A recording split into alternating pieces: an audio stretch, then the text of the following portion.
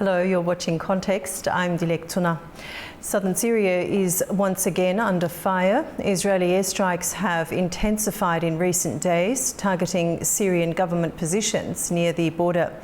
Israel says it's acting to prevent the militarization of the area and to protect the Druze minority, a community with deep ties both within Syria and within Israel. But critics say this intervention may have deeper strategic goals and even risk escalation. The United States has reportedly asked Israel to halt the strikes, while Israel has agreed for now. The prospect of a broader military campaign still lingers. Today on Context, we ask, what is the real objective behind Israel's operations in Syria? Is this about protection or projection of power? And how are other key players from Turkey to the United States shaping the outcome? So joining me on the program to discuss further is John Kovalich, who's senior editor at the Issue Insight from London, UK. John, welcome to the program. Thank you. Now, Israel justifies its strikes as protecting the Druze minority in southern Syria, but is this primarily a humanitarian concern or a strategic military move? I would suggest it's less of either of those and more raw politics on the part of Prime Minister Netanyahu. It's one of those moments that we phrase as "you can't make this up," when the Israeli government says we want to protect the Druze, we want to protect the defenseless against the Syrian army, and we will do that by saying, as your setup piece, we don't want the militarization of southern Syria, but we have the Golan Heights, which belongs to Syria. Then we've added to that as a security buffer zone. And now basically they're teeing up to take more of Syrian territory under the guise of protecting the defenseless against the new Syrian government, which of course they have come out and said they could be our next partner in the Abraham Accords. Mm-hmm. It's really quite astonishing. Now, how significant is the Druze population in this region geopolitically, and what is their current relationship with both Damascus and Tel Aviv? They do have a long history in the Golan Heights area. And of course, a presence in Syria, a political presence. They've Wally Jimblad, who's long time recognized globally, the leader. And so with the Israeli government being so divided, and they just lost some members of one of their coalition partners, and if that stands, then Prime Minister Netanyahu has in the 120 seat Knesset, he has 61 seats. So right now he needs to be seen as basically protecting everyone that has a vote and that in the Knesset can keep him in power and keep him potentially out of jail. And then the other is that he's trying to straddle the politics, because some of these parties, the more conservative parties, the ones that want to remove the Palestinians from Gaza, they're also looking, well, now's an opportunity to take more of Syria. We can't trust this new Syrian government, so we just have to keep taking more territory. That, in essence, gives us more voters, and therefore we'll look better, and then President Trump's likely to allow us to do what we want. Okay, John, you said earlier that more than anything, this was a case of raw politics. Could these repeated strikes lay the groundwork for a broader Israeli ground operation inside Syria, as one official hinted? Absolutely. I think it would be, political, analytical malpractice for any of us to believe that there is not the strong likelihood of perhaps not the Israeli IDF forces going in, but certainly armored vehicles, tanks, basically the presence, and that they'll use it. We've seen Israel go to the south or north in terms of Lebanon, but Lebanon south. We've seen them now go the south of Syria. We've seen what they've done within Gaza. They have no problem using primarily U.S. provided military hardware, and I absolutely could see them extending their current security zone, which is past their traditional area line of control with Gaza, to say, hey, new Syrian government, we know you have a lot of things to do. We're not particularly comfortable yet with you, but we're going to come in and help you. And that's how they'll position it. We're not only going to safeguard the Druze and deal with the Bedouins and all the different ethnic and regional conflicts that are within Syria, but we're going to help you by shrinking the amount of territory that you need to worry about. So now you can just worry about a little less of your internationally recognized boundaries, because with Israel on the case, you can sleep easy. Yep, it's very big of them, isn't it? And what would such a move? What would such a move mean for Syria, already stretched by over a decade of war? It's just been one day and one of a step or two forward, a step or two backward. You have the announcements during the last days that Qatar Airlines is going to add some flights to, I think, Aleppo, and there's one other city in the northern of Syria. But because of some of the issues relating to Iran, and then also infrastructure in Damascus, Turkish Airlines, which was the first major carrier to go back in, and when Turkish Airlines goes into a market, it generally signals to everybody that it's safe to go into, and you should probably get going, because Turkish companies are going to be represented on those planes. But we've now seen that sort of settle. Some of the countries have sort of slowed down on reopening their embassies. U.S. President Trump did relax a lot of the sanctions. Some of the banks globally are still taking their time to get their compliance activities back in check. Then you've got any of the monies from the Assad family and Syrian government under Assad that they're trying to claw back. And then the challenge remains for the current president. He did everything optically that everyone told him to do. He shaved, or he trimmed his beard, he put on a suit, but behind all that, people are still worried, because they look at the makeup of the cabinet, they look at the fact that there aren't a lot of women, and so it just doesn't have that stability that everyone would love to see. But what can we expect after a almost 15-year civil war, the influence of Iran? It's a mess, and it's going to take a while, and it's not going to be pretty as this all sort of, as Syria gets put back together, it's not going to look pretty. Okay. Well, as you said, the effort has certainly been there, and Ahmed al-Shara has certainly been showing up on the international stage, making effort to try to normalise relations as much as he possibly can under the current circumstances. What's the current stance of the Syrian government in light of the recent escalation? Is there a risk this undermines the influence and authority of Ahmed al-Shara or other officials in the south? It absolutely, in terms of talking about what Israel's doing? Yes.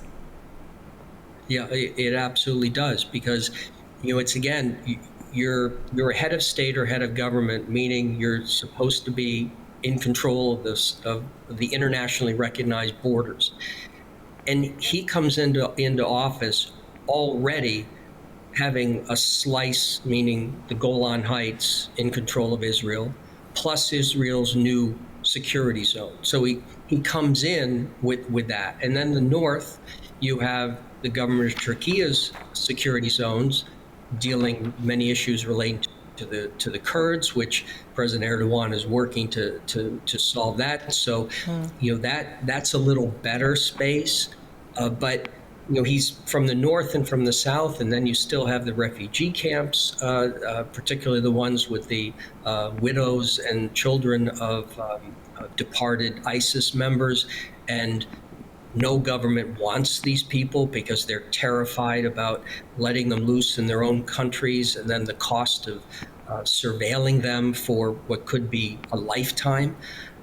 So he's got a challenge, but you're absolutely right in terms of, he was almost he's the Arab Zelensky. He's been showing up everywhere, and that's a good thing. He's taking advantage of the opportunities, which is great, and countries are promising him help, but there's still just this recognition that Assad, as did Saddam Hussein in Iraq, they created an optic and secular, but it was by force. And now you have the folks that kicked him out coming in, and they're not Democrats with a small d. They're not embracing of a diversity within the government, educational system. They're really conservative folks carrying around the Quran and interpreting it in a conservative way. So he's got to balance all that, and I'm just hoping that governments, as they did step up right at the beginning, flying in there, meeting him and everything else, that they're going to stay with him and also deliver a message to Prime Minister Netanyahu as best they can to tell him to be careful and back off. The problem is he basically isn't going to listen because he knows he has President Trump that's going to back him up. Okay, let's talk about Turkey for a minute. I want to come back to the States a little bit later on. Let's hone in on Turkey. You mentioned it briefly in your answer there. Turkey has played a complex role in Syria, opposing Assad, but wary of Kurdish factions, as you also said. How is Ankara reacting to this new round of Israeli strikes?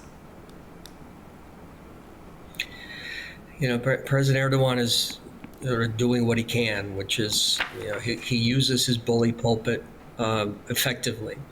The challenge is Prime Minister Netanyahu hears him but ignores him, and the other governments. When you look at, and Gaza does come into this, the European Union, you can't even decide if Israel has done something that warrants any kind of action. The 27 members can't even in a qualified majority, they can't decide on something. So, President Erdogan, he's focused on two really important issues in the last, now 9 months. The first, and he benefited. The first was Assad going. The Syria issue for Turkey is huge in terms of the economic, financial, social, political impact, and then the Kurdish issue. And he seems to be on the right trajectory for both, but the new government in Syria, you can only move at a certain speed, because within that new government are a lot of voices that said, look, we spent years trying to kick Assad out. We kicked him out, and to the victor goes the spoils. And then you have President Erdogan trying to encourage 3.5 million or so Syrian refugees to go back home. The only way he can do that is infrastructure from the north to the south, so that these people can have some place to go back to and have a job. So this is just going to be glacial, as opposed to responding to either threats or the bully pulpit. It's just going to be slow, and it's going to be ugly and zigzag in that. Is there any risk of Turkey recalibrating its position in response to these latest Israeli actions? President Erdogan and his team are, they're always modeling everything, and the one thing about that his government is that he has put resources together where they have teams looking at every country and then modeling almost every potential outcome. And for him, if this government in Syria doesn't embrace what he needs them to embrace on his timeline, President Erdogan's timeline, it's going to be challenging, because if he if he were to say, okay, I've given you a shot and you're not doing it, so now we're sort of back to prior to Assad leaving, that's going to recreate a lot of issues for him in northern Syria and then with the Syrians within Turkey. So I think he's going to have to stay with this. He's going to have to remain connected to the new government of Syria and use his team to just try to keep nudging them. Uh, uh, and in the end, he's going to have to try to nudge some of what we might define as reformers or what we might define as more mainstream liberal thinkers to displace some of the more traditional minds that would generally that surrounded the previous incarnation of the current president of Syria. So I think we're going to see him have to stay the course.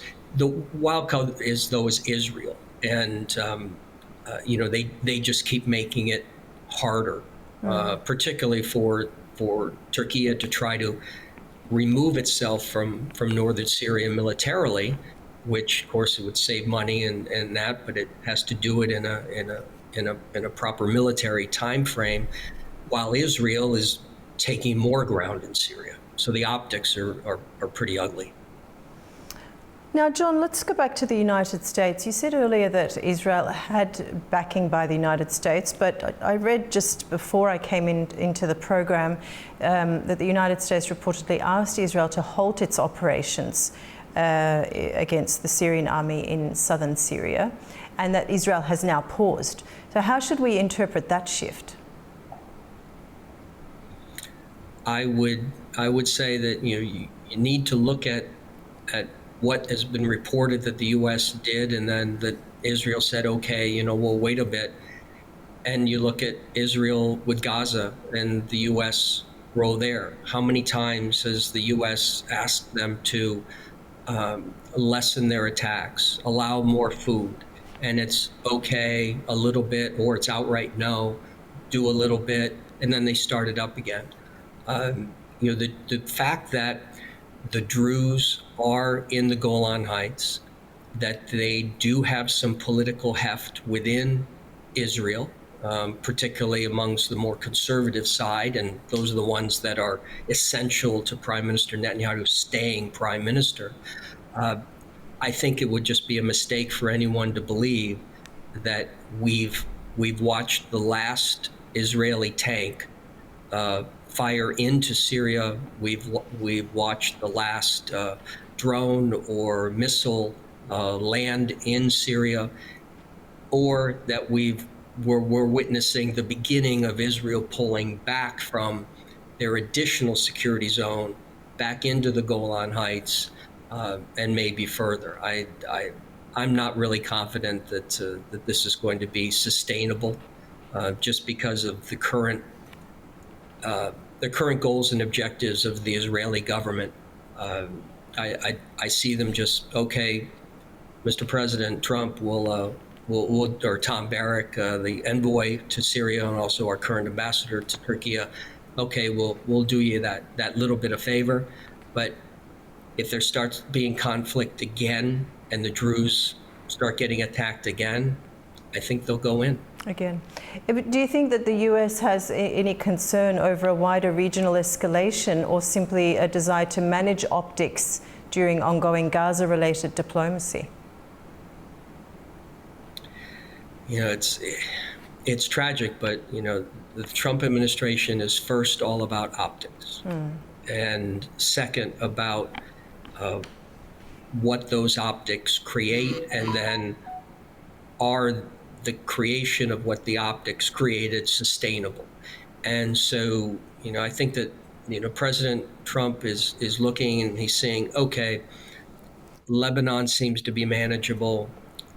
Gaza seems to be manageable, basically because, there were 60,000 fewer Gazans and, 100 and some odd thousand wounded. So there are fewer issues there.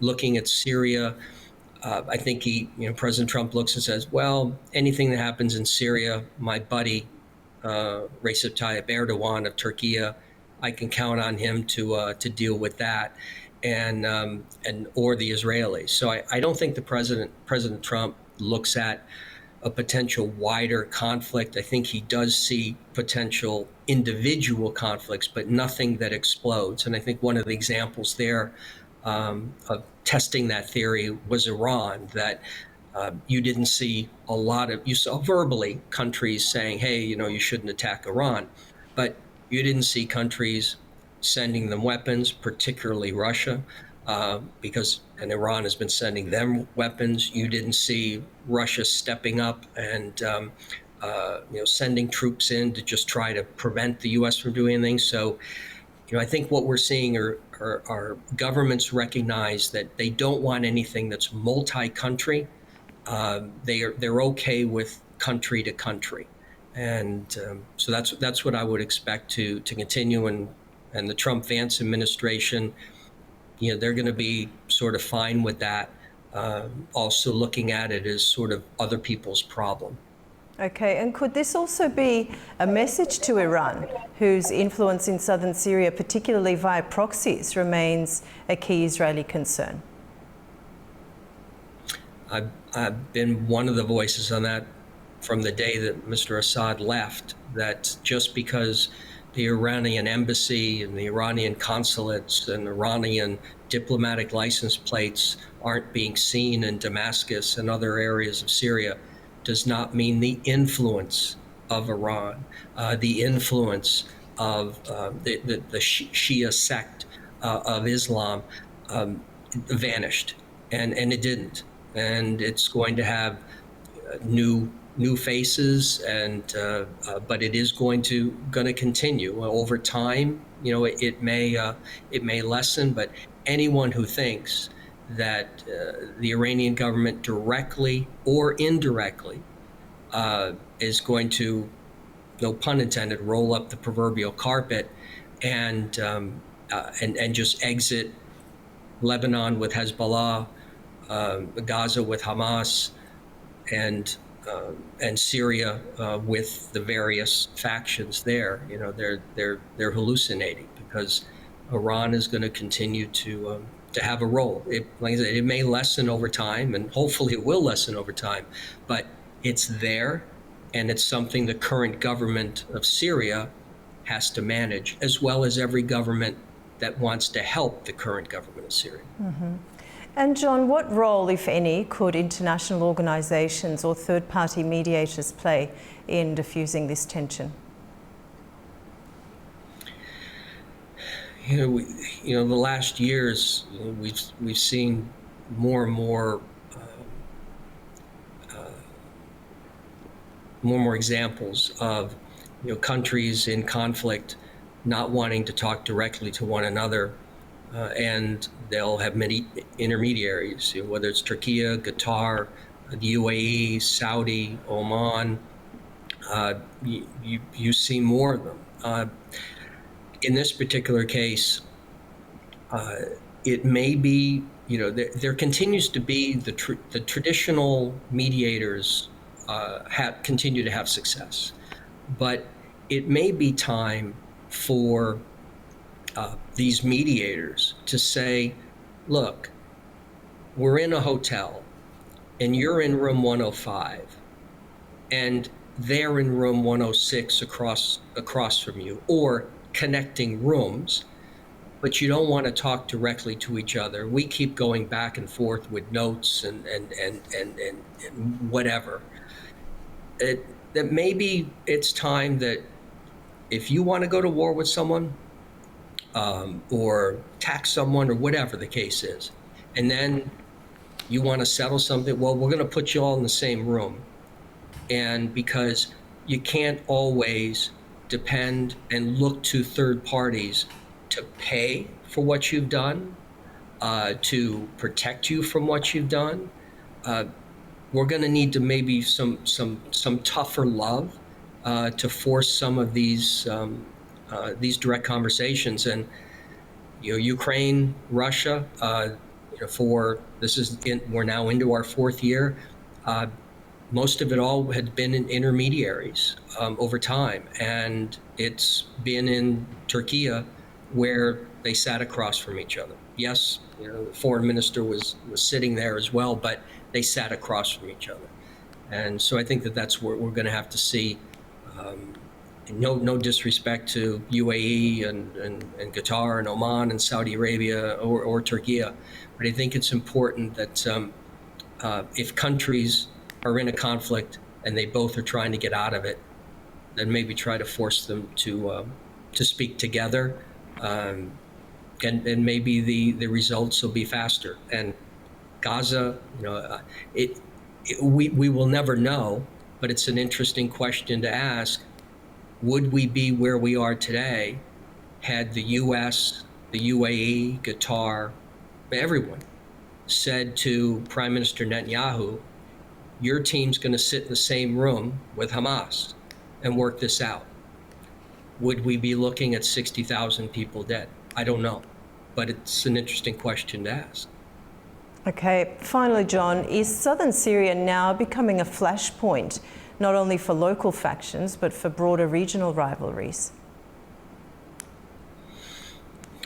Well, certainly, Israel, is all about real estate. So for them, if it's an opportunity to pick up more real estate, I think that they're in for that. Is it a flashpoint? I don't know if it's going to rise to that level, as opposed to, it's almost expected because of the nature of the Syrian civil war. Then, I was in Damascus the day that boy got killed in Daraa, when it started, and so you just always expect that there's going to be unpleasantness. There's going to be death and destruction. There's going to be religious competition. There's going to be ethnic competition. Many of these people just don't like each other, and now they've got guns. And so just as we see the settler violence in the occupied West Bank, where they recently killed an American, we sort of the same thing. They're not necessarily flashpoints in a macro way, but in a micro way, they're sort of expected, and we sort of get used to them because we know that they're not likely to become huge issues simply because of the nature of who's involved and what each side is trying to do. Because in the end, most of the time, they're trying to smother it out as opposed to let it get larger, because the larger it gets, the more resources it sucks up, and the less resources are available for these governments to do what they really want to do. Okay. John, thank you so much for joining us on the program. It's been a pleasure. Thank you. And that's all for this episode of Context. Thanks for watching.